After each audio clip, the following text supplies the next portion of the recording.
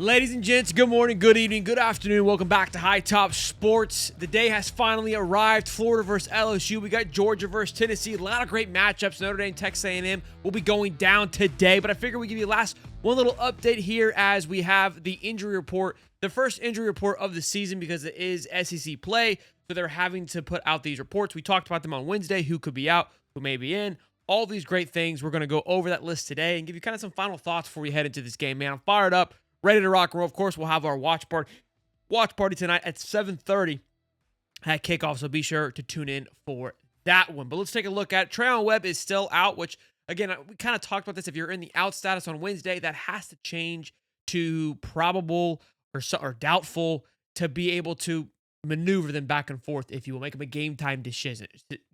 So since they were out yesterday, these guys are officially out.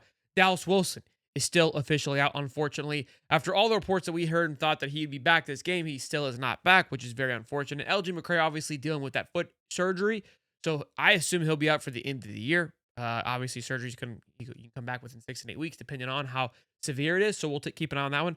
Michael Carraway Jr., I don't know what's going on with him. He's a transfer DB that was moved to safety. I think we were hoping him to kind of plug in, be like a Triquest Bridges, somebody with some experience in that backfield. Haven't seen him on the football field yet, so unfortunate there. Tight end Scott Isaacs, and then offensive lineman Fletcher Westphal. And the new one, which is very unfortunate, the defensive lineman who's played a ton of snaps to start the season, is Michael Barora. Now, we do get Caleb Banks back. It does not seem that Brendan Bett will be suspended. If he is, it probably will be just a first half thing because he's not on this list. This list would include him if he were suspended for the entire game.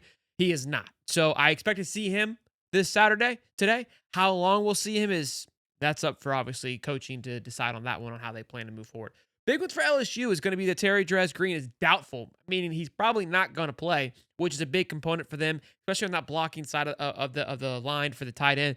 The other big one to keep an eye on was Braylon Moore, the center for the offensive line, who had a high ankle sprain. We talked with Chris Muller on Wednesday, LSU insider. He said, look, he was practicing on Tuesday and Wednesday, which we were extremely surprised about. So given what we saw on Tuesday, Wednesday, I expect him to be ready to go. But how healthy will he be? How ready to go will he be come Saturday? That is still unknown, but I expect him to suit up and be ready to go on Saturday. It's definitely a point of emphasis that the Florida Gators need to try to capitalize on, is that area. That interior defensive line is extremely young, and with the Florida's defensive line and the experience they had and the success they had last year, is definitely something to keep an eye on so Florida can take advantage of that. And again, muddy that pocket, make Garrett be, not what Garrett can be. And Chris said it on Wednesday as well. Look, he hasn't been what I think people thought Garrett Nussmeier would be this year. I think they're trying to implement an entire full-blown offense, get the running game more involved, not just rely heavily on the throws. It's going to be a tough game for the Florida Gators. The spread's moved from 9.5, I think it was originally when it opened up last week, to now 7. So it's moved to just a touchdown away. Keep in mind, when it's a home game, think you're playing at LSU at night, that's almost a given 4 points, right? For it to be as close as this is, given what happened to Florida last week, really shows what this Florida team has on paper. And Vegas feels like you shouldn't lose this bad. You shouldn't be as bad as what we saw on Saturday. We had you 20-point favorites for a reason. Definitely be something that we keep an eye on and see if it moves as it gets closer to game time. It could. We'll see. That'll be definitely something I monitor for sure. I know that Bozeman, I think he got 9.5 points when he put his big Bucks on the bet earlier this week. So we're excited, boys and girls. I'm fired up for this game. I think there's a lot of anticipation, a lot of excitement. Some people are kind of turned off and tuned off from this game, but I'm ready to go. I feel like there's going to be a quick turnaround, a quick flip, and we'll see how it all shapes up. Now, the biggest thing for me today is for the Gators to protect the ball and to eliminate mistakes. Ton of penalties last week that really just ruined any kind of momentum that they had at pristine times. Again, some of them were a little maybe not so much. And when you go take a look, a lot of people went and looked at this film after the fact. Everybody had questions. Everybody wanted answers. Chris Dorian was one that I think was very critical earlier on. There was a clip of him going back over the film. The play calling, which we kind of said here on the show, wasn't that egregious, right? There was a lot of open throws that were missed. I think there were times where it still felt a little weird, calling trick plays in the middle of the field. It still had some weird flow to it, but it wasn't as egregious as it may have appeared on this as we originally watched it.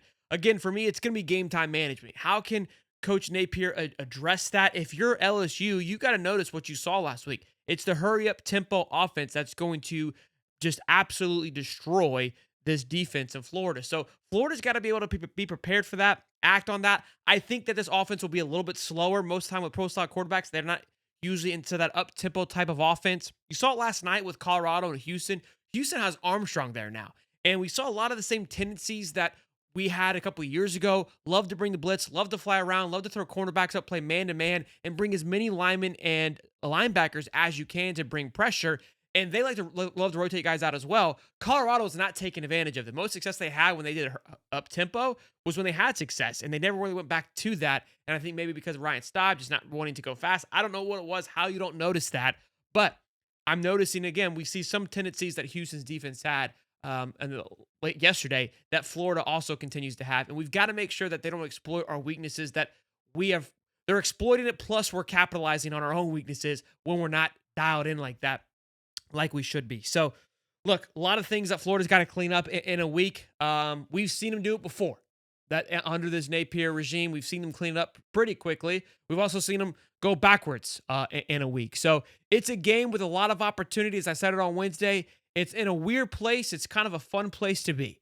You could have gone into this game 2-0, which would have been extremely excited, with more to lose, I think, because then you could have got embarrassed and really felt like, okay, I can't get it. At this point, you've got mud on your face. You're a big disgrace, and you got nothing to lose. Go out there and play ball. You've got enough talent. You've already beat them once. Sure, they've added some talent to people across the board, changed some things, but you beat them with less. You've got more. You feel more inclined. You've built up a team around this. DJ's got to go out there and play DJ ball. That kid can play football better than anybody. He's a gamer. He's got to get out of his head. He feels like he's thinking through things too much. Go play football today, DJ Lagway. Go play football to the Florida Gators, boys and girls. Let's take down LSU. Let's go off into the sunset. Let's give us a reason on Monday to scratch your heads once more. Go take this AP poll and shove it up there, you know what, and have everybody in shambles. Once again, week 3, have this thing completely turned upside down because you can. Miami USF could be another game that turns this entire thing upside down. It's college football. We love it. Be sure to smash the like button, subscribe. I'll see you on the next one. Peace and love, baby.